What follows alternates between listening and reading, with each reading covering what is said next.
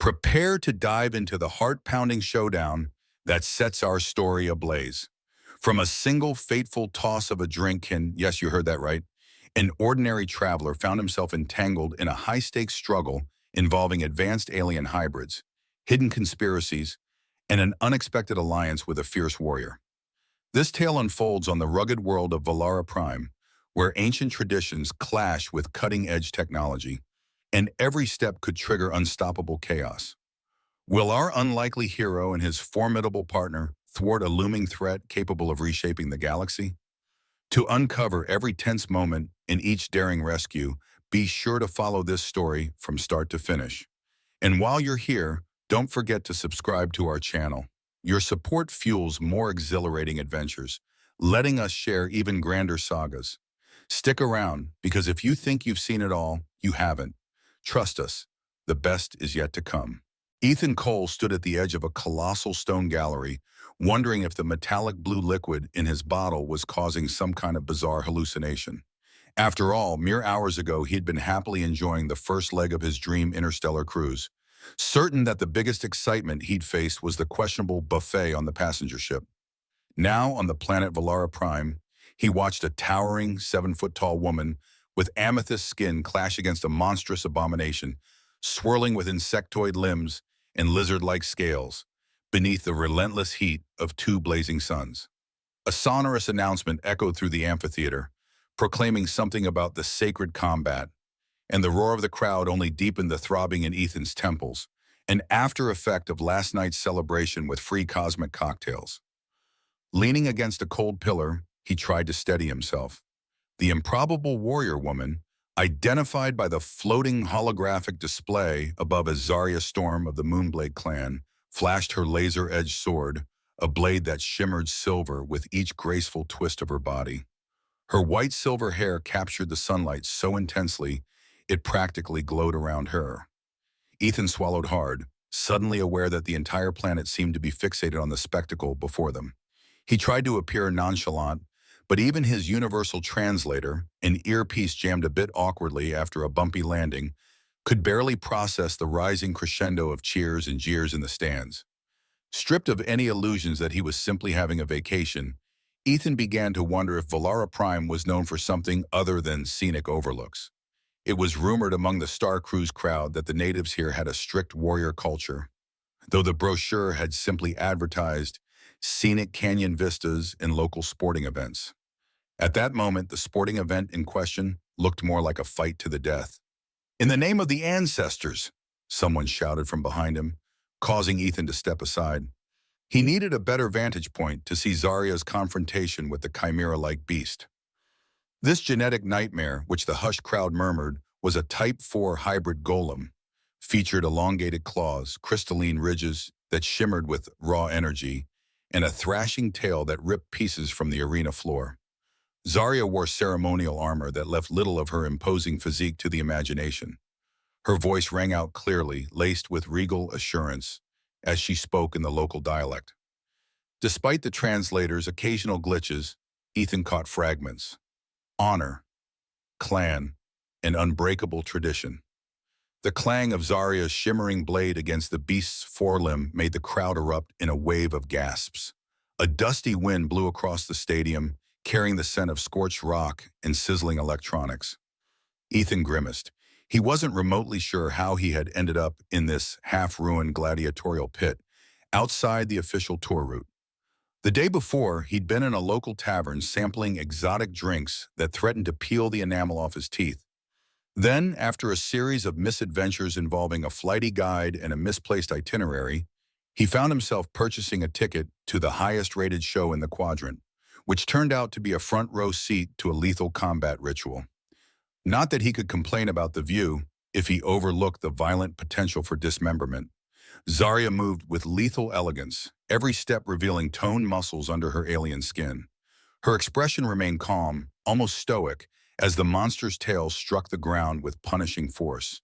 The very stands quaked, sending ancient dust raining from the pillars above. Ethan realized that his adrenaline was spiking, an instinctive biological response that told him to run for the exits. Yet an inexplicable fascination rooted him in place. The possibility of seeing a truly advanced sword fight, enhanced by alien technology, overrode his sense of self-preservation. Drawing a deep breath, he took another swig of that metallic blue drink, hoping to quell the dryness in his throat. The creature lunged forward, jaws snapping like a demonic steel trap. Zarya barely slid out of the way in time, rolling across the cracked tiles with surprising agility for someone her size. Though he was nearly paralyzed by fear, Ethan couldn't help noticing the pattern in the beast's movement. Its limbs moved in a repeated series of 3 slashes, followed by a momentary stillness. That tiny pause might as well have been a programming glitch in a piece of software. He recognized it from his prior work in cybersecurity, a place to exploit.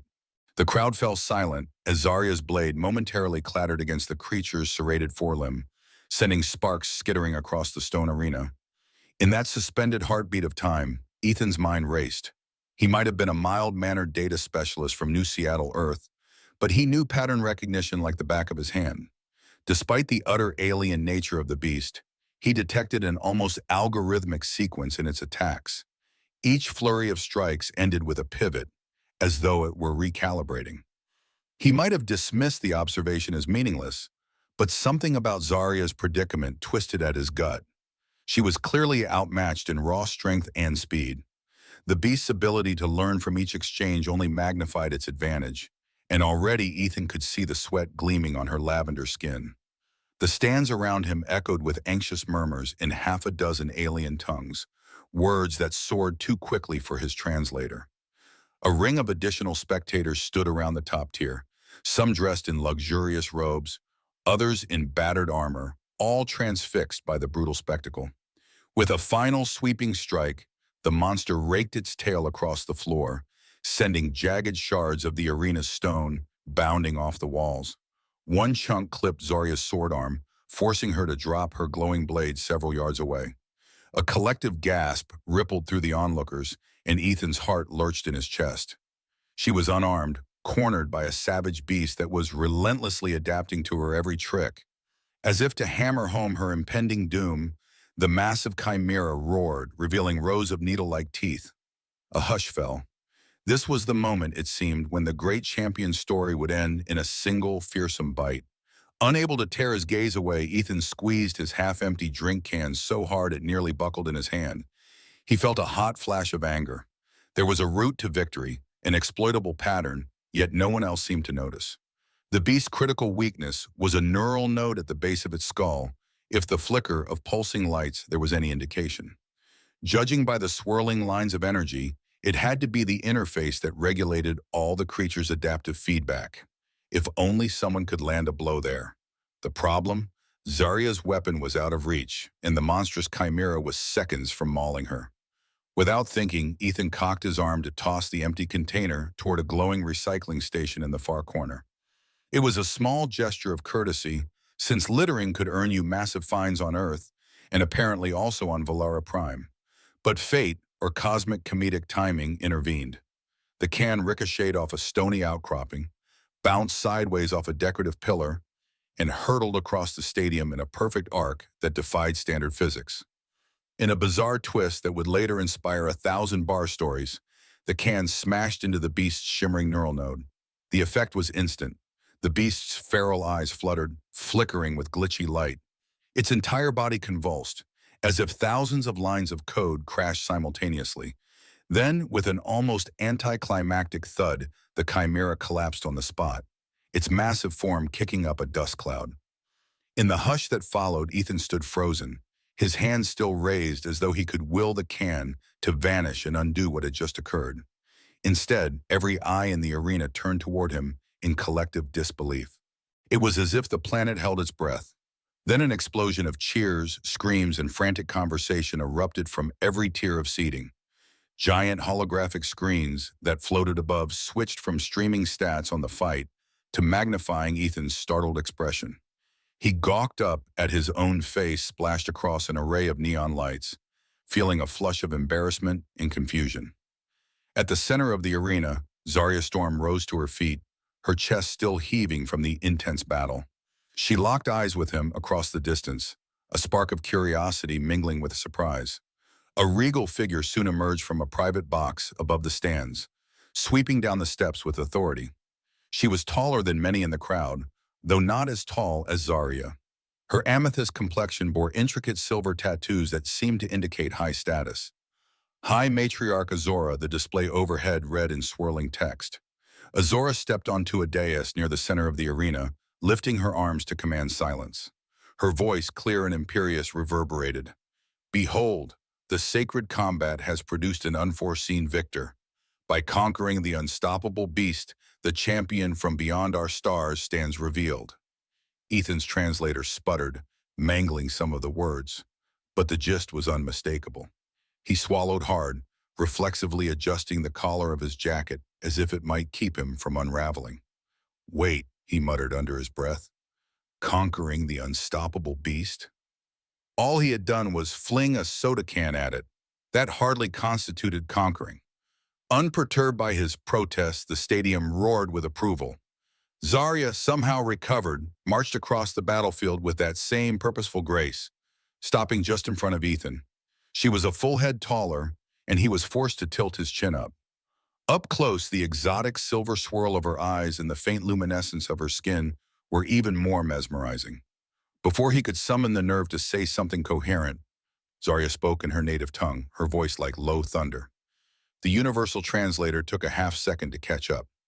You have shown cunning, outsider. A single, precise strike brought down the champion beast, a feat no warrior here has ever accomplished.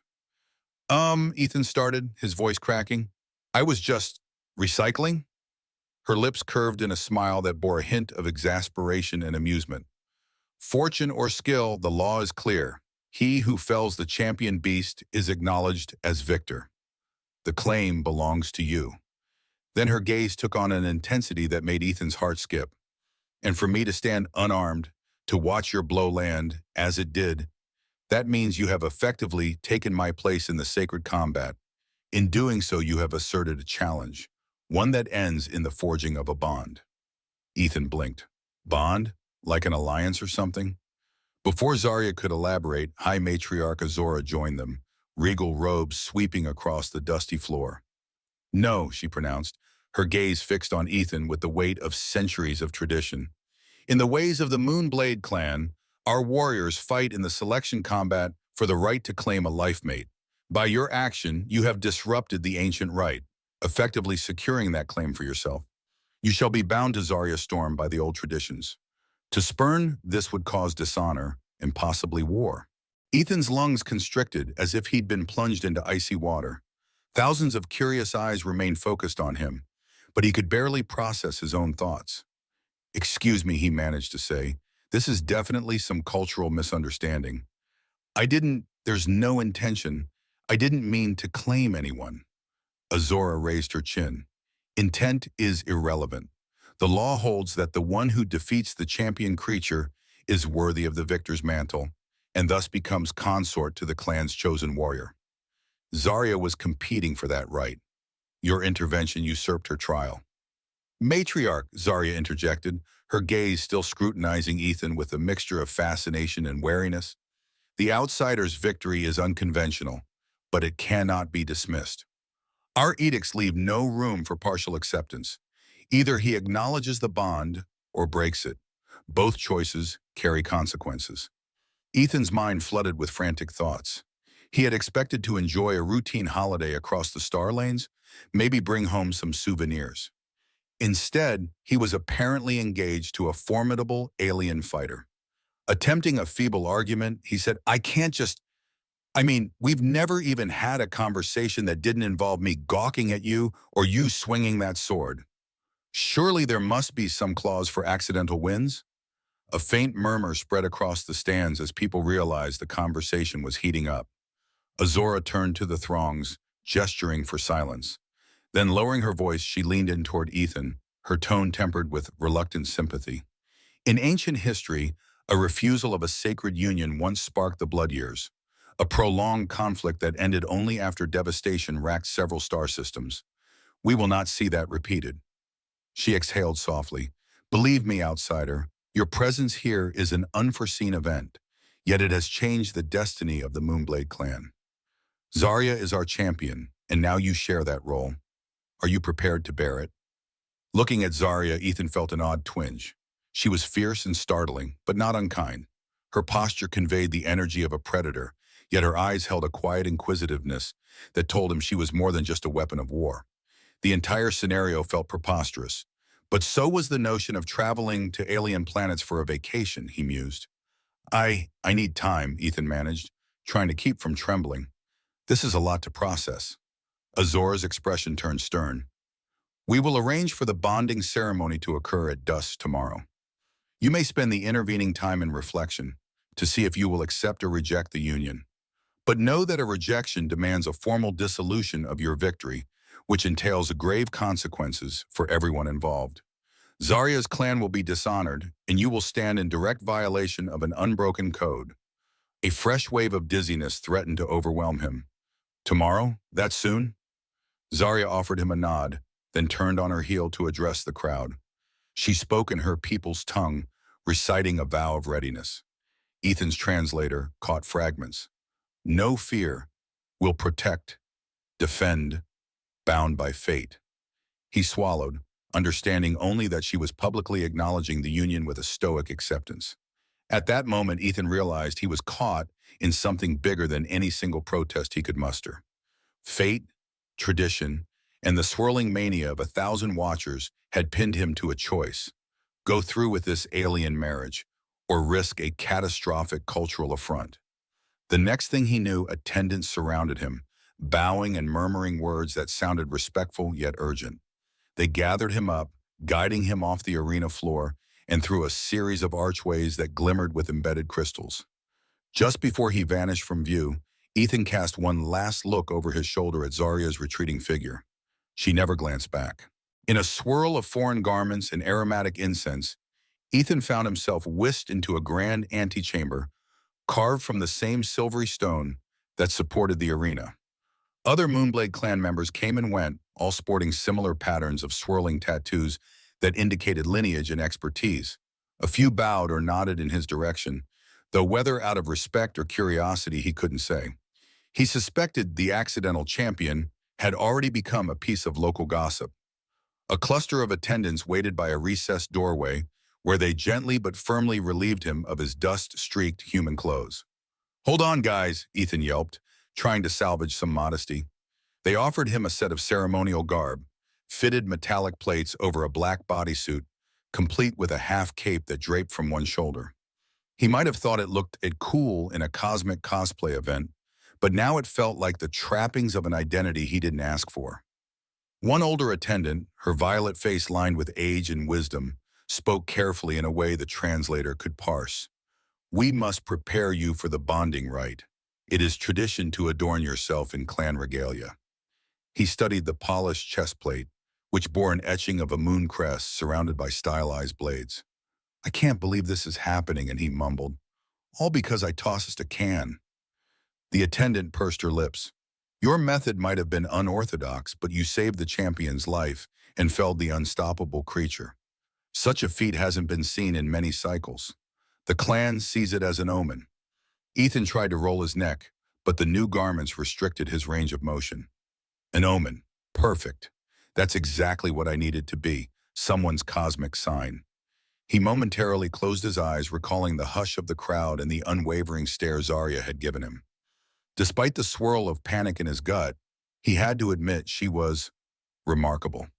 He'd never met anyone with that level of poise, skill, and piercing intelligence. For a fleeting moment, he wondered what it would be like to truly meet her as an equal, to converse without the weight of archaic traditions pressing down. His reflections were cut short when another attendant summoned him. "Ethan Cole," she said, checking a data tablet's readout. "The High Matriarch wishes to see you." The mention of the formidable leader made his stomach lurch, but he nodded, following intense silence. They traveled through a labyrinth of corridors illuminated by luminescent crystals embedded in the walls, their soft glow reflecting off his polished plating. Eventually, they arrived at a pair of tall doors inlaid with swirling silver threads. The attendant pressed a hand against a panel, and the doors slid open with a gentle hum, revealing a chamber steeped in ancient gravitas. High Matriarch Azora stood with her back to him, studying a holographic projection of the star system. Her richly embroidered robes were layered with delicate metal plates that signified her station. "Come in," she said without turning around, her voice resonant. As Ethan stepped forward, he glanced around at the large windows overlooking a spired city of purple stone. Suspended walkways crisscrossed between those spires, each lit with faint glimmers that made the entire skyline sparkle like a cosmic tapestry. Azora turned, and the overhead crystals cast shifting prismatic rays across her face. Her gaze was sharp but not unkind. "Outsider, Ethan, is it?" She waited for him to nod before she continued. "I summoned you here to clarify a few matters before the ceremony tomorrow. I understand how disorienting this must be." Desperate to maintain some composure, Ethan forced a thin smile. "Yeah, I'm feeling the disoriented part pretty strongly right now. Not sure how I went from tourist to fiancé in about 10 minutes. The matriarch crossed her arms beneath her embroidered mantle. "Our tradition is ancient and not easily broken.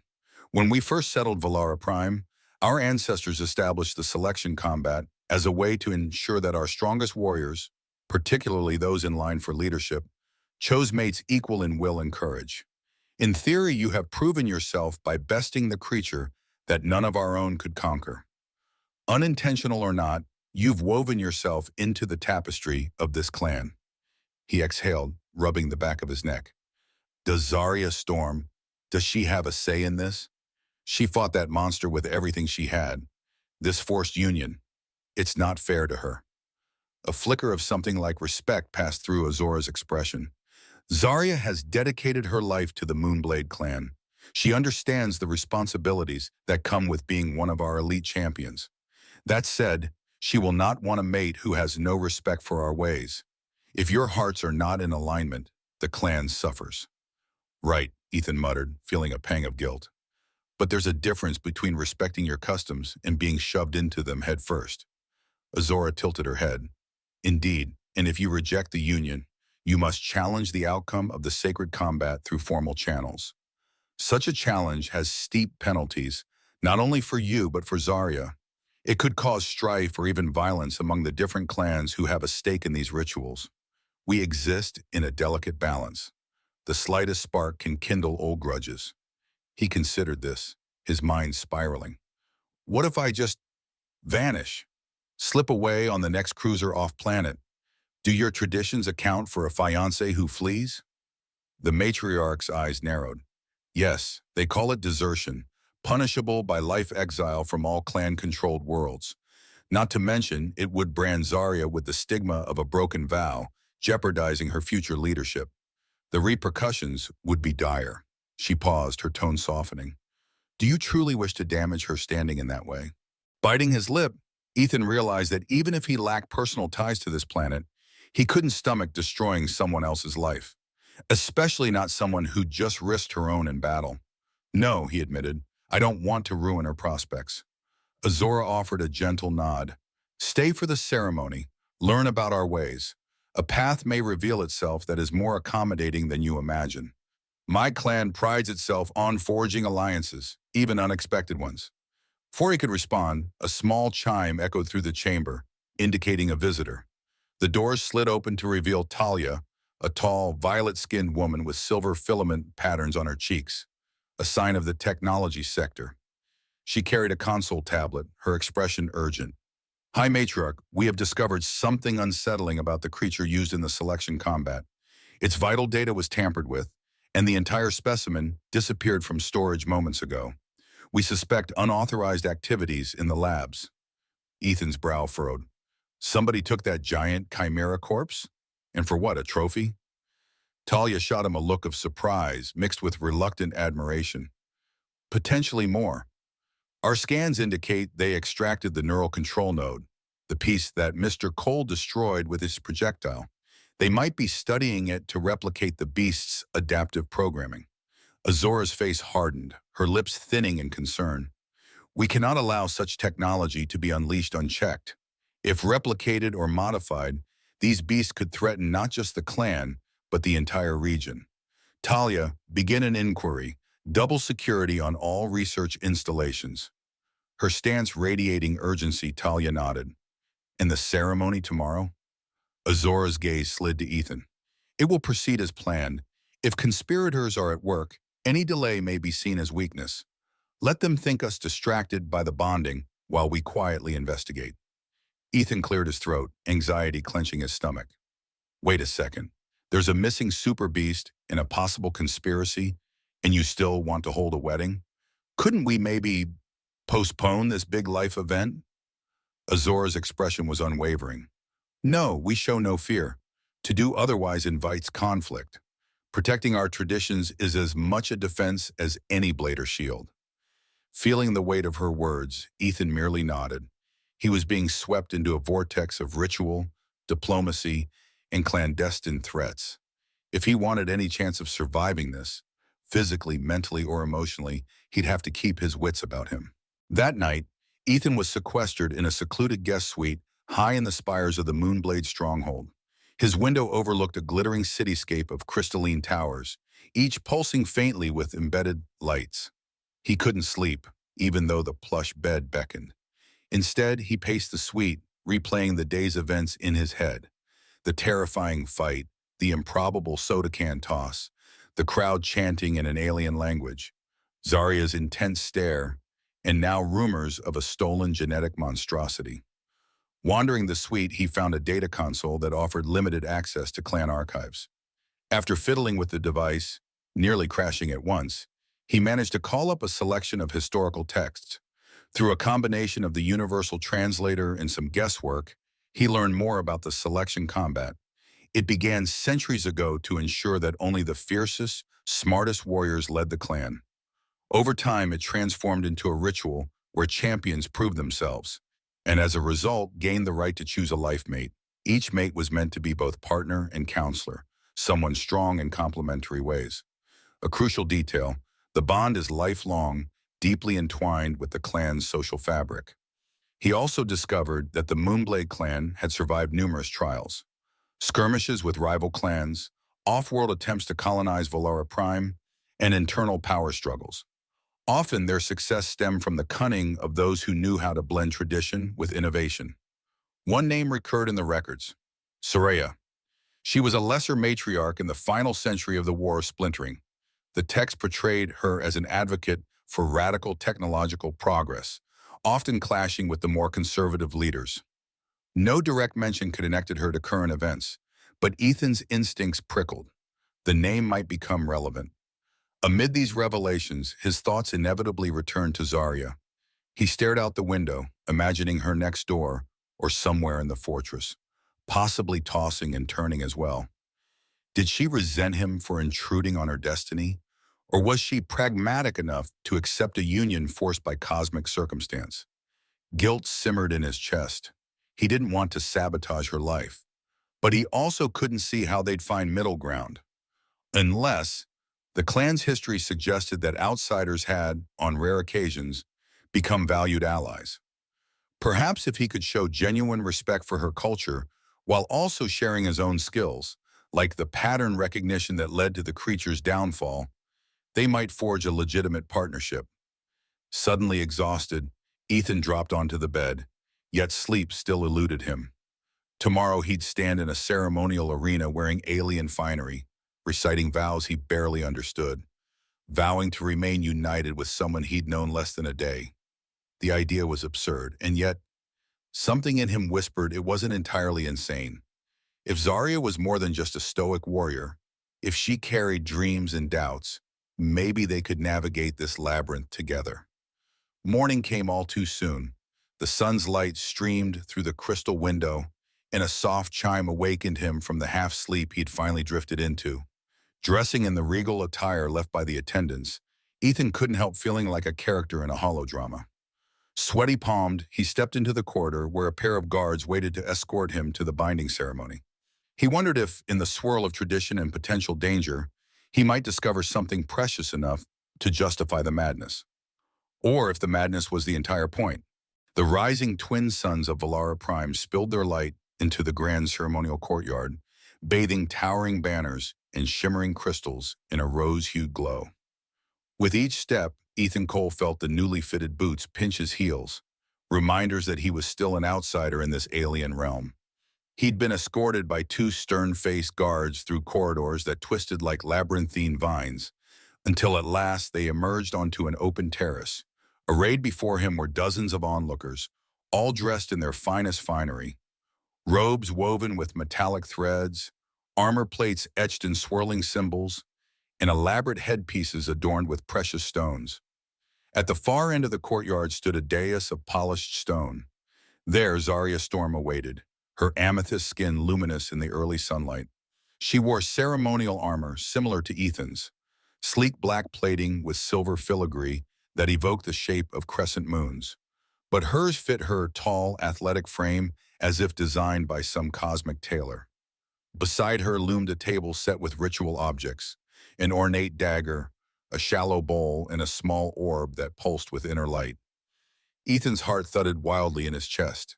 The atmosphere carried a reverent hush, punctuated only by hushed murmurs from the audience and the faint melodic trill of a local wind instrument. As he approached, he became acutely conscious of how small he felt in comparison to the imposing columns, the colossal scale of the architecture, and of course Zarya herself. But he also noticed something else. Amid the solemnity, her gaze found him. The look in her eyes was not the cold scrutiny of a warrior forced into an alliance. Rather, it held an ember of understanding. High Matriarch Azora took her place at the center of the dais, lifting her hands to signal silence. The hum of whispered conversations died away as if someone had flicked a switch. "People of the Moonblade clan," Azora began in the resonant tone Ethan had grown used to, "we gather to witness the bond of sky and steel, the union of our clan's champion and the one who triumphed in the sacred arena." The translator in Ethan's ear struggled momentarily but eventually sorted out the archaic phrases. Zarya inclined her head just enough for Ethan to see a hint of a smile curl one side of her lips, as though to say, "This is our fate, let's see it through." Nervous energy danced across his spine. If he dared to run now, he might disrupt centuries of protocol. More than that, he suspected Zarya's future in the clan would be irreparably harmed. He inhaled sharply, forcing himself to stand tall. Azora beckoned them forward. By tradition, a small tribute of blood is exchanged, symbolizing the blending of fates. Then we mark this new bond with the Orb of Oaths. With stately poise, she lifted the ornamental dagger. It was so intricately crafted that the metallic surface almost appeared alive with shifting patterns. Zarya went first, drawing the blade lightly across her forearm. A thin line of violet blood welled and dripped into the shallow bowl. She showed no sign of pain, only stoic acceptance, as if she'd done this 100 times. When it was Ethan's turn, the cold steel pressed against his skin. He winced despite himself. The cut was shallow, just enough for a few drops of blood to fall alongside Zarya's. The mixture of deep violet and bright red swirled momentarily before congealing into a muted purple. An attendant lifted the pulsing orb, holding it between them. Instinctively, Ethan reached out a trembling hand, his fingertips brushing Zarya's. The orb brightened. From the depths of its glow, a faint hum resonated through the courtyard. The crowd let out a collective breath as Azora pronounced, "The clan recognizes your union. May your bond endure as long as the stars themselves." Thus concluded the official portion of the wedding, or so Ethan thought. In reality, what followed was an elaborate festival that sprawled across several adjoining terraces and halls. Tables laden with platters of exotic fruit, spiced meats, and strange pastries enticed the senses. Musicians played instruments forged from shimmering crystals, producing harmonic tones that reverberated through bone and sinew. At every turn, Ethan was greeted by clan members offering toasts, blessings, or heartfelt exclamations that the translator rendered clumsily into phrases like, "May your footsteps conquer the horizon." Despite the ongoing festivities, Ethan couldn't fully relax. A shadow hung over the grand celebration in the form of the newly discovered intrigue, a missing genetic monstrosity, and some unknown party fiddling with neural control technology. More than once he caught Zarya scanning the crowds with a wary edge in her eyes. She was cordial to well-wishers, but beneath her formal smiles and polite nods, she remained coiled like a panther, ready to leap into action. Midway through the festivities, Cora, a technology specialist wearing the shimmering filaments of the clan's tech sect, discreetly approached. Her horns curved backward, elegantly, and silver lines traced her temples. She waited until both Ethan and Zarya stood somewhat apart from the revelry. "Congratulations," she murmured, offering them a formal bow. Then under her breath she added, "We've tracked unusual energy signatures in the subterranean levels of the fortress, possible tampering with secure data locks." Zarya tightened her grip on a goblet she was holding, the metal crinkling under her hand's pressure. "During our wedding feast?" Her frustration was evident, though her voice stayed quiet. "Do these conspirators have no respect for clan traditions?" Cora's expression remained grave. "We suspect they might be using the celebrations as a smokescreen. With everyone focused on your ceremony, certain areas of the fortress are less guarded." She then glanced at Ethan as if summoning his involvement. "It might be beneficial for our new advisor to see these anomalies firsthand." Ethan blinked. "Me? Why me specifically?" "Your perspective," Zarya supplied, her gaze flicking to him with a mixture of impatience and begrudging admiration. "You see patterns we sometimes overlook. That's how you spotted the creature's vulnerability in the arena, and we suspect these infiltration attempts rely on advanced coding or encryption. Something you've said you understand from your Earth-based experience." He swallowed. It was true that he'd spent years in cybersecurity, tracking down digital intruders who used everything from social engineering to advanced cryptography. He never thought those same skills might help defend an alien clan. "All right," he agreed, setting aside his own drink. "Let's do it. But won't people notice the bride and groom sneaking off?" Zarya raised an eyebrow at the mention of groom, though she said nothing to correct him. "We will be discreet. We can't risk panic. Let the festivities continue. That might give us the advantage of surprise." Cora handed Ethan a small device that fit snugly over his forearm armor, a portable scanner with an interface patch. "This will help you access the fortress systems. I've taken the liberty of installing the local encryption keys, but be careful. Some sections are restricted, even to the champion's mate." At that last phrase, she smirked slightly. Moments later, they slipped out from the throng of revelers, leaving behind the laughter and music echoing through the mosaic-tiled corridors. The fortress depths awaited, labyrinthine and silent, apart from the hum of conduits carrying energy to the upper levels. Every step they took felt like a betrayal of the day's joyous pageantry, yet they both knew a greater danger lurked in these unseen corridors, one that might overshadow any ceremony, no matter how sacred. The labyrinth beneath the fortress was composed of dark, stone hallways, lit only by dim wall sconces pulsing with stored solar energy. Though the architecture above was grand and ornamental, these lower tunnels were purely functional. Reinforced walls, thick doors sealed with numeric panels, and occasional stations with blinking lights that monitored environmental conditions. Zarya walked ahead, her posture alert, one hand resting on the hilt of a newly polished sword that shone with a faint, violet luminescence. Ethan trailed behind with the forearm scanner, keeping an eye on the readout. Cora said the anomalies were in Sector 7, Sub-Level 2, the scanners picking up erratic power spikes, like someone's rerouting energy. "Sabotaging our systems to gain access," Zarya said in a low voice. "We should be prepared for hostilities." The unwavering resolve in her tone was both comforting and unsettling. She was in her element, and he, despite a crash course in local cultural politics, felt almost like a child playing Spambang. As they reached a wide archway, the panel beside it flashed red. A quick check of the controls confirmed it was sealed from the inside. "Whoever's in there has locked it down," Ethan said, tapping at the scanner. "They've scrambled the passcodes using a method that's partially clan tech and partially, well, something else." The strings of data on the display bore a pattern reminiscent of the adaptive system that had run the Type 4 hybrid golem. Zarya stepped closer to read over his shoulder. He caught a hint of her scent, something like ozone and wildflowers, if those could coexist. "Can you unseal it?" she asked. "Working on it." His fingers flew across the touchscreen, toggling between local passkeys and brute force attempts at cryptographic infiltration. The device beeped with each failed attempt, but Ethan spotted an opening. The remote lock system was still interfacing with old clan protocols. One backdoor remained, likely overlooked by the saboteurs. "Yes, but I need half a minute. Keep watch." No sooner had he said that than a sharp clanging reverberated from a neighboring corridor.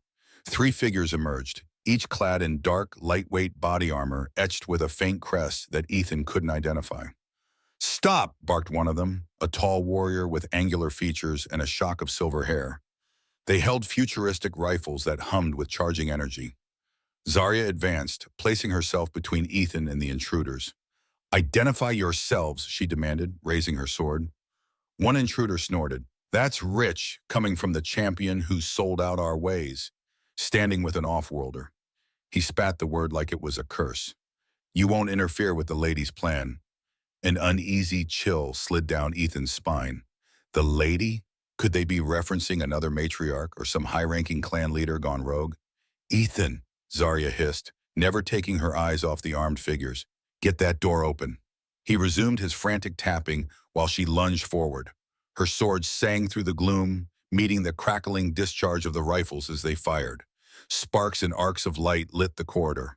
The intruders fought with a mixture of discipline and desperation, clearly not novices. But Zarya was faster, weaving through their line of fire. With a hiss, the panel flashed green. "I've got it!" Ethan yelled. "Go! Go!" Zarya unleashed a short, powerful strike that forced one opponent to drop his rifle. A second attacker swung a collapsible baton, aiming for her back. She spun, blocking the blow with the flat of her blade. In response, Ethan jammed the door panel's override, causing the sealed archway to slide open. The whir of the mechanisms momentarily distracted the intruders, giving Zarya a split-second advantage. In a fluid move, she delivered a disabling kick to the baton wielder's midsection. "Inside!" she barked, not wasting the moment. Ethan ducked through the opening, and Zarya followed, smashing a button that dropped an interior blast shutter behind them. A muffled shout sounded on the other side as the attackers pounded on reinforced metal. For now, they were sealed out. Catching his breath, Ethan surveyed the room they'd entered. It was a sprawling technical lab with rows of consoles, each streaming data in an alien script. The walls buzzed with an undercurrent of power, and in the center, a cylindrical containment unit pulsed with an eerie glow. Inside, suspended in a viscous fluid, appeared to be organic matter. Purple scales, elongated limbs, half-formed creature parts that resembled the monstrous golem from the arena. He stepped closer, stomach tightening. "They're growing something?" Zarya's gaze hardened. "Or modifying it. These could be clones of the Type 4 hybrid. If they perfect the neural design, they'll have an army of unstoppable beasts." Ethan's forearm scanner beeped as it synced with one of the consoles. A flurry of code spilled across the small display. "Whoever did this is reprogramming the creature's adaptive systems, patching out the vulnerability I exploited before." He felt a twist of guilt, recalling how a single tossed can had undone the beast. If they fix that flaw, no one can shut these monsters down so easily. Zarya scanned the lab, her eyes landing on a side console that displayed schematics. The data includes advanced gene editing tools, all cross-referenced with the clan's ancient combat archives. "This is a sabotage of epic proportions. Someone is turning our traditions into a business of warfare." A voice cut through the hush, reverberating from a speaker in the corner. "Indeed, and it would have proceeded seamlessly, if not for your meddling, Champion Storm, and her worthless Earth consort." The screen at the far end flickered, revealing the image of a regal woman with long, silver tattoos across her jawline, features that indicated membership in a different clan, possibly the Starcrest line. Ethan exchanged a glance with Zarya. "Lady Serana," Zarya ventured, her tone tinted with contempt, "I should have suspected. You've argued for selling our weapons on the black markets before." Serana's laugh was crystalline. "Your precious Moonblade elders are stuck in the past. The galaxy hungers for advanced bioweapons. Why shouldn't Valara Prime profit? With you out of the way, I'd have full access to the genetic templates. Soon every star system will bid for unstoppable war beasts that can adapt to any tactic." "Except we're not out of the way," Ethan murmured, turning to the nearest console. He started keying in commands, searching for a kill switch or a self-destruct protocol. "And we found your lab, so your plan is looking pretty shaky." But Serana's holographic gaze shifted, as if she could see exactly what he was doing. She pressed a command on her end, and an alarm blared inside the room. The lights flickered, and the containment cylinder's fluid began to churn. On the contrary, she purred, I'll simply expedite the test. Ethan's scanner squealed in alarm as the half-formed beast inside the cylinder spasmed, muscles and scales pulsating under neon blue light. The fluid drained swiftly through valves at the base, leaving the creatures gasping and twitching, but undeniably alive. A mechanical hiss followed, releasing them from their stasis harnesses. Zarya tightened her grip on her sword. Ethan, shut down the power. He darted to the lab's main console, trying to bypass Serana's overrides. But the coding was complex, like an electronic fortress built in haste yet woven with cunning. The display read, Emergency Release Protocol Initiated. Across the lab, a cacophony of shrieks filled the air. The newly awakened hybrids thrashed, limbs colliding with steel rails. Their elongated bodies bore hints of the original chimera, but with crystalline growths jutting from their backs. A single monstrous head turned, eyes locking onto Ethan, who froze. The creature's gaze carried a lethal intelligence. Zarya positioned herself between Ethan and the creatures. They're learning as they move, she muttered, noticing the way one monstrous figure paused, as though calibrating its next move. They've got the adaptive software running right now. With trembling fingers, Ethan scrolled through lines of code, searching for a power cutoff. He found a potential backdoor. The lab's power couplings relied on old clan hardware that might accept an ancestral override. Zarya, do you know any sort of Skyhammer protocol? I see references to it in historical data. Her eyes flickered. Skyhammer, a relic from centuries ago, when we used orbital strikes as a last resort. Why? Because it's the only power gating mechanism not locked out by Serana. If I can fake an orbital command, the lab might shut down all local systems to avoid catastrophic meltdown. His mouth went dry. But it could also blow the entire sublevel if used incorrectly. A savage roar distracted them. One monstrous hybrid lunged forward, crystalline claws scraping sparks from the metal floor. Zarya sprang into motion, swinging her blade in a precise arc that severed two of the creature's protruding limbs. It howled, but didn't collapse. Instead, the creature's flesh and crystalline growth started knitting back together with alarming speed. Another slash from Zarya momentarily delayed its recovery, but the second chimera leaped in to flank her. She had to divide her attention between them, orchestrating a deadly dance of sword against evolving monstrosities. Meanwhile, Ethan delved deeper into the console. Each time he found a promising route, Serana's remote overrides popped up. Gritting his teeth, he typed line in line after line of code, overriding each newly erected firewall. The overhead lights flickered under the strain. Searing plumes of electricity arced across the lab equipment. Zarya let out a muffled curse when a razor-sharp tail nicked her armor, sending her stumbling into a bank of meanders. She recovered quickly, but Ethan could see her breathing had grown labored. If these creatures had unlimited regenerative abilities, she might not hold out much longer. At last, the console beeped with a successful handshake. I've got partial control of the grid, he shouted, toggling every emergency shutdown he could find. Screens flashed warnings in alien script. Warning, orbital strike simulation. Lab disconnecting from main power. Suddenly, a loud klaxon resonated through the subterranean chamber, followed by a deep rumble as power conduits retracted. The lab's overhead lighting snapped to crimson emergency mode. Sparks rained from the containment cylinder's feed lines, and the swirling fluid that once nourished the chimeras sputtered and drained completely. The beasts let out shrill wails, their regeneration faltering, as though a vital energy source had been severed. Zarya capitalized on the moment. She whirled on her lead foot, cleaving through the nearest creature's crystalline torso. This time, it did not reknit. The shard-like limbs fell away, spasming on the floor. The second chimera, disoriented by the power loss, stumbled into a console. With a precise strike, Zarya drove her blade into what appeared to be its neck joint. A terrible screech tore the air. Then the creature collapsed. For several moments, the only sounds were lab equipment powering down and the hiss of severed cables releasing built-up steam.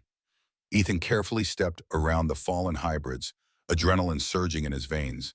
His trembling legs barely supported him, but relief flooded his chest. Did we do it? Zarya nudged one of the carcasses with her boot. It twitched once more but then lay still. They're neutralized, at least for now. Her tone was steady, though Ethan could see her shoulders trembling with exertion. She pressed a hand against her armor, checking for serious wounds. Luckily, she seemed mostly intact. "Well done," she added, glancing at him, her voice softer. "Without your quick thinking, we'd be overrun by these abominations." From the corner of the lab, the flickering monitor still displayed Serana's image, though it was largely static. The sabotage to the power systems had evidently severed her direct connection. A few garbled words broke through. "Not over Clan's archaic, unstoppable," before the feed cut completely. Ethan approached the console to assess the damage. "She's lost remote control, but that doesn't mean she's gone for good. She might have other labs or alliances. We need to bring evidence of this to the Moonblade Council." Zarya nodded. "Agreed. Serana's alliances could be deeper than we realize. Come on, we should see if Korra's watchers have apprehended any of the intruders upstairs." They stepped carefully back toward the door, retrieving Zarya's sword from a cluster of smoking cables. Ethan pressed the panel to lift the blast shutter, only to discover the corridor littered with unconscious or bound assailants in dark armor. Some wore clan insignia for the Stonefang or Starcrest factions. Others had no clear markings. Their infiltration had clearly been a coalition effort. A handful of Moonblade guards had arrived in the hallway, presumably alerted by the meltdown alarms. One guard stepped forward. "Champion Storm, Outsider Cole, are you safe?" "Safe for the moment." Zarya gestured to the battered lab behind them. "But we've uncovered a major conspiracy. Lady Serana is behind the theft of the Type 4 hybrid golem's remains. She's weaponizing them for sale." The guard's face tightened. "The council must hear of this immediately. High Matriarch Azora will convene an emergency session." His gaze flickered to Ethan, the slightest nod acknowledging him. It was a subtle sign that the off-world champion might finally be earning some respect. Making their way back to the surface, Ethan felt an odd swirl of emotions. Relief that they'd survived, fear of what Serana might do next, and a surprising solidarity with Zarya. She was no longer just a towering warrior who intimidated him at every turn. Now she felt like a partner, someone he could depend on, and maybe someone who depended on him in return. The day that began with an uncertain wedding had transformed into a baptism by fire, forging a bond that felt oddly genuine in the face of mortal danger. When they emerged into the upper corridors, they were greeted by subdued chaos. The wedding feast was all but forgotten. Guests and clan dignitaries huddled in worried clusters, passing rumors that the newlyweds had vanished mid-celebration. Stalwart guards escorted pockets of frightened visitors to safe rooms, while robed attendants scurried about, trying to maintain a semblance of order. Zarya and Ethan reappeared in a grand hallway draped with banners of the Moonblade crest. At the far end, High Matriarch Azora stood with Korra and several council members, their hushed debate filling the space with tension. At the sight of Zarya and Ethan, Azora's features flashed with relief mixed with stern resolve. "You're unharmed," the matriarch stated briskly, "and I assume you've uncovered something substantial?" She gestured for them to follow her into a side room, a private council chamber lined with imposing statues of past champions. Inside, the council members arranged themselves around a circular table. The oldest among them, clad in ornate ceremonial garb, acknowledged Zarya and Ethan with reserved bows. Several of their expressions conveyed curiosity, perhaps a touch of skepticism, when their eyes fell on Ethan. Zarya recounted the events in the subterranean lab. She described the row of consoles, the twisted chimeras, and the remote link to Lady Serana. The entire account took only a few minutes, but by the end, the weight of it pressed down like a thundercloud over the chamber. "She wants to sell unstoppable beasts on the black market," Zarya concluded. "Her sabotage wasn't just about discrediting the Moonblade clan or stopping me. She's building a weapons empire." Azora's face darkened, and several council members traded alarmed whispers. Finally, one of the elders spoke up, voice quavering with age. "We must alert the other clans at once, demand their cooperation to root out Serana's conspirators." A second elder shook her head. "And risk tipping Serana off that she needs to vanish deeper underground? She might accelerate her plans, or worse, unleash her army preemptively. All eyes flicked to Azora, who seemed deep in thought. Then ever so slightly, the matriarch turned to Ethan. You were able to undermine the lab's systems, correct?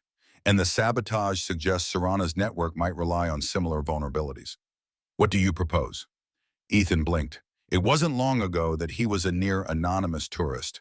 Now the High Council of a formidable warrior clan was asking for his advice on interplanetary conspiracy. Taking a steadying breath, he said, she'll want to replicate or refine that code. If we can track the data signals, look for large-scale transmissions or hidden data caches, we could find her next lab or base. She can't mass-produce these creatures without a significant resource footprint. She'll need labs, power, raw genetic materials. My suggestion is to let her believe she has more time. Play along publicly as if we're caught up in post-wedding festivities or clan politics. Meanwhile, we conduct a covert search of the planetary networks and shipping logs. Cora's eyes lit up at the mention of data analysis. I can coordinate with you. We'll track down every lead, from resource shipments to unauthorized construction sites. Azora tilted her head in silent approval. Very well. The council will manage appearances. Champion Storm, you will work closely with Cora and your new mate, she nodded at Ethan, to root out Serana's operation and end her threat. This clandestine task is of utmost priority. Zarya turned her gaze to Ethan, a subtle flicker of determination in her violet eyes. He gave her a nod, trying to mask his own nerves. In that unspoken exchange, they reached an agreement. Whatever else their wedding had meant, they were in this together. Partners in a fight that had only just begun. Over the next few days, the Moonblade Fortress adopted a strange duality. On the surface, everything appeared to return to normalcy after the wedding festivities, with clan members resuming their usual training routines and political gatherings. Deep beneath that polished veneer, however, a covert investigation was underway. Ethan Cole, newly titled as the clan's off-world advisor, teamed up with Cora, the brilliant tech sect specialist, to sift through endless streams of encrypted logs, shipping records, and rumors linking Lady Serana to illicit operations. They set up a makeshift command center in a secluded corner of the fortress, shielded from prying eyes by several security layers. A rotating cast of guards kept vigil outside the chamber, ensuring that only trusted allies could enter. Within, banks of holographic displays projected maps of Valara Prime's surface and known subterranean structures. Another row of terminals churned through data, weaving through layers of code to identify any anomaly that might tie back to Serana's plan for mass-producing unstoppable creatures. Zarya Storm was often with them, though her role extended beyond the technical. When not training squads of Moonblade warriors, she provided crucial insights on clan politics, who might secretly support Serana's radical approach, which clans had historically dabbled in mercenary activities, and which might be leveraged as allies. At first, Ethan felt out of place among these fierce warriors, but the more he contributed, tracing shipping manifests or devising infiltration routes, the more he realized his presence was valued. Even the sternest veterans now acknowledged him with respectful nods. Late one evening, hunched over a console with his eyes bleary from hours of code analysis, Ethan discovered something promising. The data indicated an unregistered facility in the far southern canyons of Valara Prime, an expanse of harsh terrain dotted by crevasses and thermal vents. Officially, no settlement existed there, only abandoned outposts from earlier expansions. Yet the power consumption logs told another story. A steady flow of energy was being siphoned from the planet's geothermal lines, enough to run a significant laboratory. When he shared the finding with Zarya and Cora, both women reacted swiftly. Cora began overlaying topographic maps, identifying possible structures that might hide in the canyon's shadows. Zarya nodded, her posture tense with conviction. Serana must be operating from there. It's remote enough to evade scrutiny, and if they tap geothermal power, they could mass-produce an army of hybrids without drawing direct energy from the main grid. Ethan sat back, stretching his cramped shoulders. We'll need proof. We can't just burst in and accuse Serana publicly if we want to avoid starting a full-scale clan war. Zarya's eyes flickered with a contained fire. A small infiltration team could gather evidence, and sabotage the operation if we find these chimeras in production. She paused, then looked to Ethan. But it won't be easy. That terrain is treacherous, and Serana's forces will be on high alert. You should consider whether you want to accompany us or remain here, coordinating from safety. He took a moment to let that sink in. Once, the idea of risking his life in an alien desert would have been laughable. Now, after all he'd witnessed, the moment he and Zarya faced down half-formed beasts side by side, he couldn't fathom leaving her to face the danger alone. "I'm going," he declared, meeting her gaze. "This is my fight too. Serana's messing with destructive technology, and if she sells it off-world, it could spread beyond Valara Prime. I can't ignore that." A subtle nod of approval touched Zarya's lips, though her voice remained matter-of-fact. "Then prepare." We set out at dawn. True to Zarya's word, they departed early the next morning, assembling a hand-picked strike force of about a dozen warriors. Most were from the Moonblade clan, outfitted in lightweight armor designed for maneuvering in the canyon's brutal heat.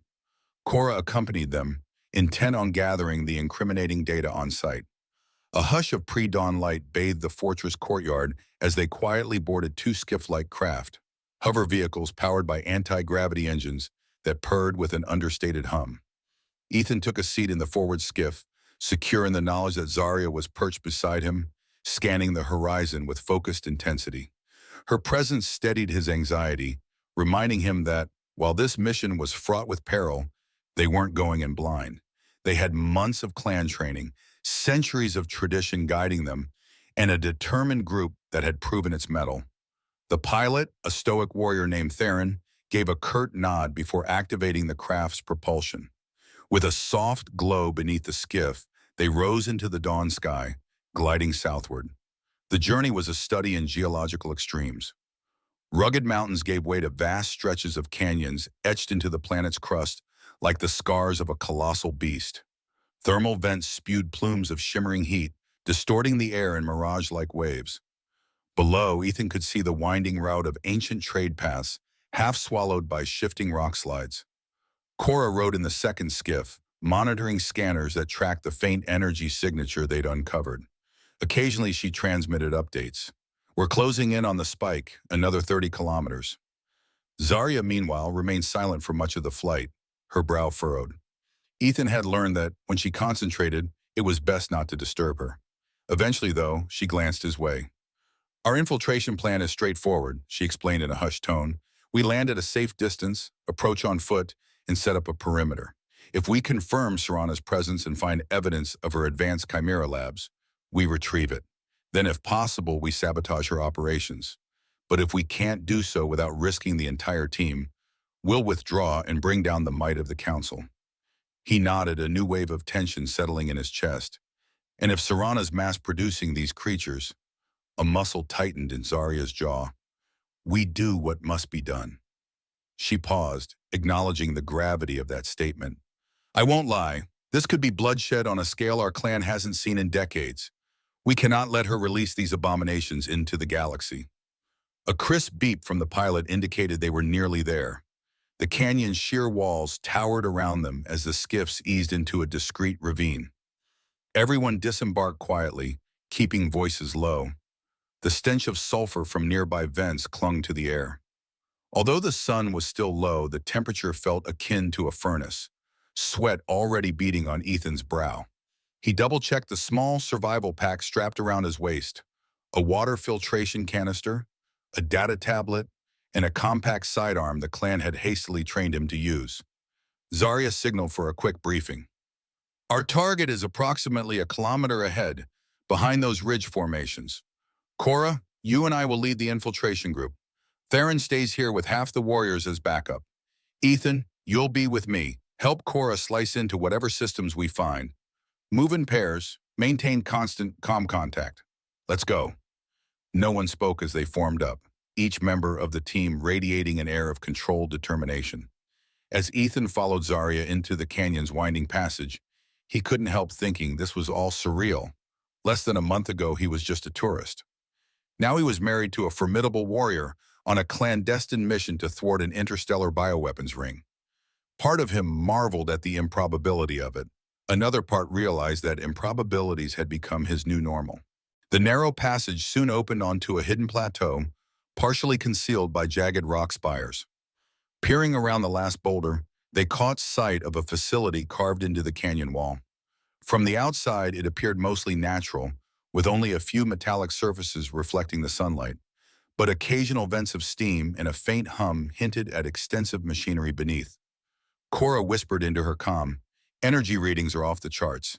This place is definitely harnessing geothermal power." Using her tablet, she displayed to the team a live feed of suspicious activity around the perimeter. Armed guards patrolling catwalks, supply crates being hauled on anti-grav pallets, and a heavy cargo bay door occasionally sliding open to admit what looked like specialized transport vehicles. Zarya assessed the layout. "We can't take them head-on. They're too well armed. We need a quieter approach." She pointed out a sloping pathway that led to a higher ledge. "If we get up there, we could slip onto one of those catwalks undetected." Once inside, we find the main control center and gather data on Serana's operation. Then, if possible, we sabotage the facility from within. The infiltration proved tricky. Scaling the ridge demanded grappling hooks and sure-footedness.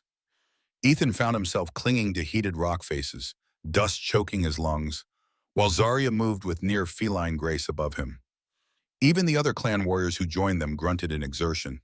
This was no leisurely climb. When Ethan's foot slipped, sending a small cascade of pebbles tumbling, Zarya instantly reached down, gripping his forearm with impossible strength to steady him.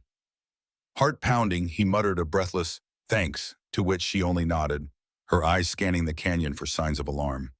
Eventually, the group reached the high ledge. They crouched behind a row of spines that jutted from the cliff face, peering onto a metal walkway that ringed the facility's upper level. A single guard paced back and forth, wearing the same dark armor as the assailants they'd fought in the fortress. From this vantage, they spied additional guards posted at intervals. The presence of multiple clan insignias, Starcrest, Stonefang, and others, made it clear that Serana had allies from numerous factions. Zarya signaled for one of her warriors, a young but skilled fighter named Sela, to deal with the sentry. With hushed efficiency, Sela jumped onto the walkway behind the unsuspecting guard, incapacitating him in mere seconds. Cora and Ethan moved in next, hooking up a data spike to the security console near the guard station. "I'll try to loop their camera feeds," Cora explained quietly, typing rapidly on her tablet. "That should give us a safer route through the corridors." As Cora worked, Ethan stood watch with Zarya. At times, she would glance at him, and the corners of her mouth might quirk, as though acknowledging the absurdity of it all.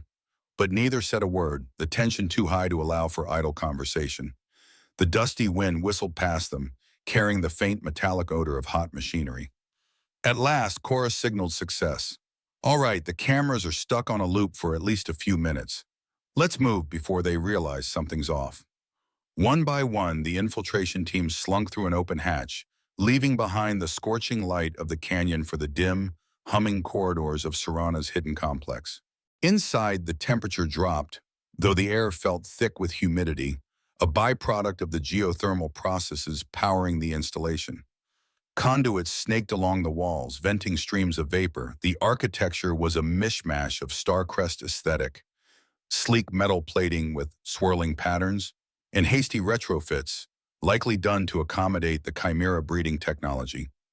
A faint neon glow emanated from data panels spaced at intervals, giving everything an otherworldly cast. Ethan, Zarya, and Cora led the way, while the other warriors took up defensive positions behind them. Thanks to Cora's camera hack, they navigated corridors that seemed devoid of patrolling guards, yet tension weighed on them heavily. They all sensed the presence of more forces lurking deeper in the complex. Cora occasionally paused to interface with a wall console, verifying their route. They soon reached a wide hall where the distant sound of hissing and low growls set everyone on edge. The hall branched into multiple containment bays. Glancing inside the nearest one, Ethan felt a surge of dread. Rows of pods similar to those in the Moonblade Fortress lab lined the walls, each containing partial organic constructs, scaled limbs, reptilian torsos, and half-formed skulls. Thick biogel sloshed around these nightmarish lumps, tubes feeding them with nutrient mixtures. The entire bay reeked of chemicals, making Ethan's eyes water. Zarya stiffened. So it's worse than we feared. She gestured toward the pods.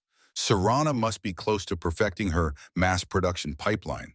If these creatures reach maturity, entire armies could fall before them. An idea struck Ethan. If we destroy these pods, we'll slow her operation. She'll have to rebuild from scratch. But as he approached the bay's control panel, he noticed robust security protocols. They've locked this down behind multiple encryption layers. It'll take time to sabotage. Cora's expression matched his grim frustration. We could rig localized charges and blow the pods, she suggested in a low tone. But the explosion might alert the whole facility, and we'd lose any chance of gathering the intel we need. Zarya exhaled sharply, obviously torn. We must remain focused on the mission. Our priority is the main data center. Only with hard evidence can we galvanize the entire council to confront Serana publicly. We'll sabotage these pods if an opportunity arises. For now, we move on. They pressed deeper, guided by Cora's scans toward a central control room. The corridor opened up to a large gallery lined with observation windows. Beyond the glass, they glimpsed multiple monstrous hybrids being tested in training arenas. One such creature lunged at a robotic target, its claws retracting then extending with lethal precision. Another hammered at a reinforced barrier, each strike more forceful than the last as it adapted. The entire scene was monstrous, a testament to Serana's twisted genius. In a hushed tone, Ethan remarked, "This is exactly the scenario we feared. She's training them to respond to different combat styles, like she's building an unstoppable army." For a fleeting second, he recalled the original Chimera in the arena, the moment his soda can had rendered it inert. That fluke wouldn't help against these new versions. Zarya's jaw clenched. The council must see this. Let's move quietly. One wrong move, and we'll have a stampede of these beasts on our heels. With that grim warning lingering in the recycled air, they crept forward. Every footstep felt like a gamble with cataclysmic consequences. They found the main data center behind a bulkhead marked with star crest symbols. A pair of imposing guards stood in front, armed with sleek rifles that hummed ominously. Several more patrolled an adjacent hallway. From their vantage point around a corner, Ethan estimated that a frontal assault might lead to an alarm or a pitched battle, a risk they couldn't afford. Zarya surveyed the surroundings. "We need a distraction. Sella and two others can feign an approach from the far corridor. The rest of us slip in while the guards respond." Nodding, Sella and her volunteers set off, ensuring their steps would be audible. Moments later, the distinct clang of armor on metal drew the guards' attention. The hallway erupted with shouts and the sudden crackle of energy discharges. While the guards rushed to intercept what they assumed was a direct threat, Zarya beckoned the others to slip around the corner. It worked, temporarily. Only one guard remained at the bulkhead, a younger mercenary who looked uncertain whether to hold her post or chase after the intruders. Zarya moved with predatory silence, catching the mercenary in a swift submission hold. A brief struggle ensued, but the guards soon collapsed unconscious. "Move," Zarya hissed, already pulling open the bulkhead door. Inside, rows of computer terminals spread out like a small forest of technology. Holographic displays filled the air with flickering text, symbols Ethan recognized as a variant of the same code that fueled Serana's monstrous experiments. The room was mercifully unmanned, likely because its occupants had gone to manage the commotion outside. Cora set up at the closest terminal, fingers dancing across the interface. "It's all here," she whispered. "Genetic templates, production schedules, shipping routes." She paused, eyes widening. "They've made deals with unscrupulous buyers across 3 star systems. If Serana finalizes even half these contracts, she'll have the funds to expand her operation exponentially." Ethan positioned himself at another terminal, focusing on the neural override systems. The software architecture was more advanced than anything he'd seen so far, featuring adaptive algorithms that spliced organic feedback with digital code. "She's definitely patched the vulnerability we found," he murmured. "A soda can to the neural node won't work anymore, but maybe we can embed a new flaw, a kill switch that we control." Zarya gave him a look of surprise, tempered by approval. "You can do that?" "I can try," he replied, swallowing hard. Digging into lines of code, he sought subroutines where he could slip in a stealthy failsafe. If done correctly, any newly grown chimera would inherit the embedded flaw. an emergency shutdown triggered by a specific sequence. But to finalize it, he needed local access to the main genetic driver files. He found them at last, hidden behind multiple layers of encryption. With Korra's help, they unraveled the codes bit by bit, while Zarya and the other Moonblade warriors kept watch for returning guards. Every second felt precarious. Their intrusion had to be swift and undetected, or else they'd be swarmed. A sudden scuffle from outside indicated the conflict might be heading their way. Over comms, Sella's voice sounded strained. "We can't hold them off much longer. Hurry." "Almost done," Ethan muttered, sweat beading on his forehead. With a final keystroke, he inserted the hidden subroutine. The data console chimed. "Kill switch integrated." But in that same heartbeat, an alarm blared overhead, and the door to the data center slammed shut. Red lights flashed. A computerized voice announced in alien syllables, which the translator rendered as "intruder containment engaged, sealing all exits." The slam of the security doors echoed like a death knell. Red strobes washed over the console displays, reflecting off anxious faces. An instant later, the distant hiss of venting gas reached their ears. Korra's eyes widened. "They're flooding the corridor with incapacitating fumes. If we stay in here, we'll pass out. Maybe worse." She tapped a console frantically, trying to override the lockdown. No good. They're forcing a manual seal from some remote station. Zarya spun toward Ethan. "We can't let them trap us. Find a way out." Ethan's heart hammered, but he fought to keep steady. Pulling up the facility's schematics, he spotted a maintenance shaft that connected the data center to a lower sublevel. "Here, if we can access that, it might lead us away from the sealed corridors." The problem, the entrance to that shaft was locked behind an engineering panel across the room. Armed with her sword, Zarya carved through the panel's control interface in 2 decisive strikes. Sparks showered, revealing a metal hatch beneath. With Korra's help, Ethan forced the hatch open. A rush of stale, cool air hit them, suggesting it did indeed lead somewhere else. A pounding on the main door signaled the approach of guards. Muffled shouts passed through the thick metal. "We have to move now," Zarya urged. "Everyone into the shaft." Ethan dropped through first, descending a narrow ladder into darkness. The walls were covered with dusty cables that thrummed with power. One by one, the others followed, careful to close the hatch behind them. Over comms, Sella's voice crackled. "They've captured 2 of our team. We're pinned down near the southwestern corridor." Zarya pressed her earpiece. "Evade if you can, but do not risk your lives. We're heading deeper to escape. If possible, break free and rendezvous at the fallback point." Her tone quavered with an unspoken apology. She knew that rescuing them directly was nearly impossible under these circumstances. When all had climbed down, the hatch sealed above. The group stood in near blackness, the only light coming from data tablets and the faint glow of lines on Zarya's armor. A quick check of the floor plan suggested the shaft extended beneath multiple levels. "We might reach the outer canyon walls if we keep descending," Ethan said, keeping his voice low. A chorus of scraping noises rattled in the tight space, and from the gloom, Korra let out a startled gasp. Something was moving on the rungs beneath them, a serpentine shape weaving through the cables.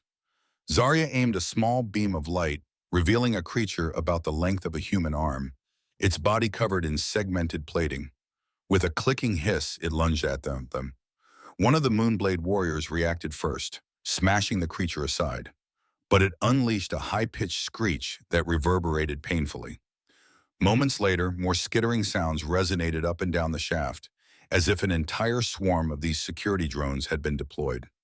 Indeed, these were not mere animals, but partially mechanical constructs with barbed limbs, likely another of Serana's twisted experiments.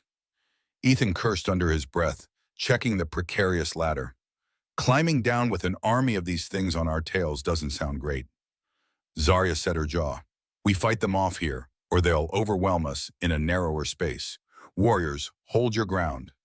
Shoulder to shoulder on the ladder's small landings, the group braced for the incoming swarm. Glowing eyes and metallic clicks indicated the creatures were scuttling closer. Zarya raised her sword, a fierce determination shining in her violet eyes. Ethan gripped a compact pulse sidearm, hands trembling but resolute. The confined darkness made every sound sharper, every flicker of motion a potential threat. Their plan to discreetly gather intel had just devolved into a desperate struggle for survival in the bowels of the canyon fortress. The swarm attacked in waves, clattering exoskeletons colliding with the metal rungs in a clamor that echoed claustrophobically through the narrow shaft. At first, a handful of the segmented drones lunged upward, snapping at Zarya's ankles and Ethan's legs. With deft swipes of her sword, Zarya dismembered two on the spot, their twitching halves falling into the darkness below. A barrage of pulse fire from Ethan and Cora seared the next cluster that skittered up the walls. Yet for every drone destroyed, another replaced it. Their small size made them agile in the cramped environment, and each apparently shared data with the swarm. Soon they began to dodge or block sword strikes with unnerving intelligence, coiling their metallic segments to absorb impact. Behind Zarya, one of the warriors let out a groan as a barbed limb ripped through a gap in her armor. Another warrior swiftly came to her aid, smashing the drone with a booted foot. The wounded fighter slumped against the ladder, but they had no medics here, just the unstoppable tide of mechanical creatures. Amid the clamor, Ethan fought to keep calm. He remembered the impetus for the entire mission, to stop Lady Serana from unleashing unstoppable monsters on the galaxy, and here they were, facing a smaller-scale version of that same threat. His sidearm hummed with each shot, the recoil jarring his arm. "Cora!" he shouted over the piercing shrieks. "We need an exit!" She fired a stun blast that knocked a cluster of drones off the ladder, then fumbled for her data tablet. The blueprint shows a maintenance hatch about 20 meters down the shaft. "We can get out of here if we can force it open." Zarya nodded in grim agreement. "Then we fight our way down." She took the lead, swinging her sword in a broad arc that scattered the swarm clinging to the ladder beneath them. With each rung they descended, a new throng converged, forcing them to move methodically. Strike, step, defend. A particularly large drone, nearly the size of a dog, lunged at Ethan's chest. In a surge of panic, he slammed his pulse sidearm's muzzle against the creature's plated face and fired. The recoil almost sent him reeling backward, but he managed to hold on. Molten scraps of metal rained down as the drone fell away, shrieking until it vanished into the depths. The near-death moment hammered home just how precarious their situation was. One slip of the foot, one missed rung, and any of them could plummet into the black void below. At last, Cora spotted the faint outline of the maintenance hatch, a circular panel set into the shaft's curved wall, but it was partially rusted and sealed shut. Cursing under her breath, she tried the control panel. "It's locked from an external mechanism. I'll have to cut through." Zarya wedged herself against the ladder to form a protective barrier. "Do it." Cora brandished a compact plasma torch, focusing the bright blue flame on the hatch's edges. Sparks cascaded in a blinding shower. All the while, drones continued to swarm, though the group's relentless defense was gradually thinning their numbers. Ethan, switching between the pulse sidearm and quick data checks, realized that the entire facility was likely aware of their location by now. The place might still be locked down, but so many resources were poured into capturing them that it left other areas less defended. Perhaps Sella and the other warriors could still escape. "Almost there," Cora gasped. The final ring of metal gave way with a screech, and the hatch popped open. A rush of cooler air poured in, accompanied by a swirl of dust. "Go," Zarya ordered. The team scrambled through the opening, helping each other across the gap. Ethan slipped on a rung, his foot skidding off the ladder for a moment, but Zarya's arms snapped out to grip him around the waist. She hauled him into the hatchway with effortless strength, the drones snapping at their heels. They slammed the hatch shut just as the swarm converged. Though many drones clawed at the sealed metal, the group could finally catch their breath. They found themselves in a wide natural cavern, half reinforced with metal struts. It seemed to connect to an outer tunnel leading into the canyon's cliffside. The wounded warrior limped, supported by a comrade. In the flickering gloom, Zarya took stock, battered, bruised, but still alive. And they had the data, plus a newly planted kill switch in Serana's system. If they could make it back to the clan, with both the evidence and the sabotage in place, Serana's empire of chimeras might be finished. Ethan met Zarya's gaze. In the dim red glow of emergency lights, she looked equal parts exhausted and resolute. He felt the same mixture of weariness and grim satisfaction. They had survived the darkness for now, But the battle to stop Serana was far from over. "Let's leave this cursed place," she muttered. Then with her blade still drawn, she led them deeper into the cavern, seeking a path that would deliver them all to the burning sunlight of Valara Prime's surface, and hopefully to the final confrontation that would decide the fate of their world. One standard year later, Valara Prime bore the marks of a world in transition. The Moonblade clan, having exposed Lady Serana's operation and rallied the other clans in a swift, decisive action, now stood at the forefront of an uneasy peace. The sabotage Ethan had implemented prevented a catastrophic outbreak of unstoppable hybrid chimeras, and the Council's combined forces dismantled the labs scattered across the southern canyons. Though remnants of Serana's faction still lurked, her primary ambitions had been thwarted. Within the Moonblade Fortress, the once intimidating halls now felt almost like home to Ethan. He walked alongside Zarya Storm through a corridor of etched crystal columns. Their footsteps rang in comfortable familiarity. She wore lightweight training armor, an emblem of her continued role as champion and warrior instructor. He clutched a small data tablet filled with proposals for improved planetary defenses and interclan trade partnerships, ideas he'd never expected to pitch when he first arrived as a bumbling tourist. "How are the new recruits managing the virtual combat simulations?" he asked, recalling the massive overhaul of training technology he and Cora had spearheaded. Instead of subjecting novices to real hybrid beasts, they now faced advanced holographic challenges that taught them strategy without risking life and limb. Zarya grinned, exposing a hint of fang. "They grumble that it's less glorious than the old ways, but the success rate is higher, fewer unnecessary injuries. And with your help, we integrated anti-tampering protocols, so no one can hijack the simulators to produce real horrors again." He exhaled, relieved. "Good. For a while, I was worried the technology would make us vulnerable all over again. But I guess the solution was never to reject progress. It was to shape it responsibly." As they rounded a corner, High Matriarch Azora stepped out of a side chamber, flanked by two council elders. She regarded the pair with a measured smile. "Ethan Cole, Zarya Storm, it's good you're here.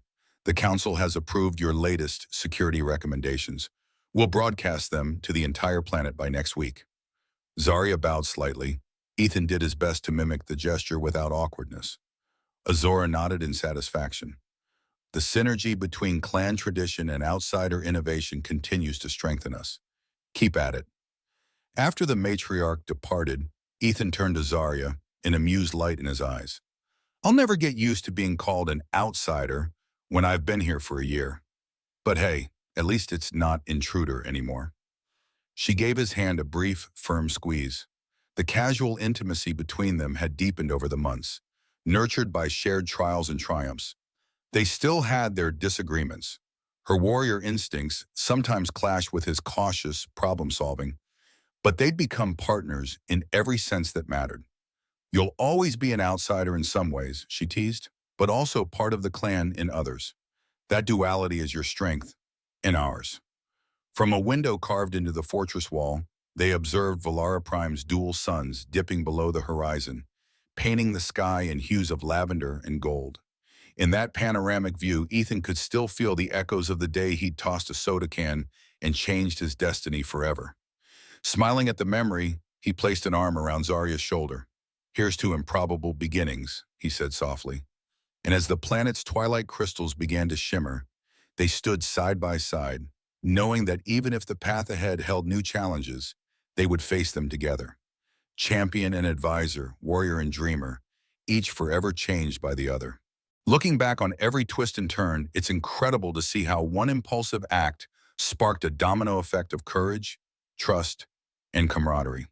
From the dusty arena stands to the hidden tunnels of a secret complex, we witnessed ordinary kindness evolve into a force strong enough to uproot a sinister conspiracy. Whether battling ferocious hybrids or wrestling with cultural differences, the unlikely duo proved that genuine respect and open-mindedness can bridge worlds, literally. Personally, I'm inspired by how small choices can ripple into life-changing events. Each challenge, each victory, and each moment of doubt reminded us that teamwork and integrity often triumph where brute strength alone might fail. I hope this journey resonates with you as much as it did with me. If you have thoughts, theories, or favorite scenes, please leave a comment below.